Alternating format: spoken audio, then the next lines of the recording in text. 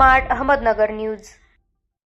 शहरातील रामवाडी परिसरात 18 जून रोजी झालेल्या वादाला जाणून बुजून धार्मिक रंग देऊन शहरात मोठी दंगल घडवून आणण्याचा प्रयत्न करत होते असा आरोप MIMचे जिल्हाध्यक्ष परवेज अशरफी यांनी केला आहे।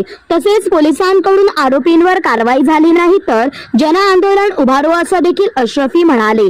त्यांनी आपल्या निवेदनात म्हटले आहे की रामवाडी भागात स्थानिक नागरिकात 18 जून 2024 रोजी किरकोळ वाद झाले होते, मात्र ते मिटून घेण्यात आले होते। मात्र तरीही बजरंग दल आणि काही जातीवादी संघटनेचे पदाधिकारी यांनी 40-50 गुंड हत्यारे दांडकी घेऊन रामवाडीत आले होते। त्यावरून या लोकांना शहरात दंगल घडवून आणण्याचा प्रयत्न करत होते हे दिसून येत आहे। परंतु पोलिसांच्या सतर्कतेमुळे या गुंडांचा डाव फसला असं अशरफी यांनी निवेदनात म्हटले आहे। पोलिसांच्या सतर्कतेमुळे या गुंडांचा डाव फसल्याने त्यांनी शहरातील अनेक ठिकाणी शहराचं वातावरण दूषित करण्याचा प्रयत्न केला। या सगळ्या घटनेमागील मास्टरमाइंड बजरंग दलाचा पदाधिकारी असल्याने 4 दिवसात या आरोपीला अटक करावी, नाही तर कोणतीही पूर्वसूचना न देता पुणे औरंगाबाद महामार्गावर आम्ही समस्त भारतीय संविधानप्रेमी समाजातर्फे रास्ता रोको आंदोलन करणार असा इशारा अशरफी यांनी दिला आहे।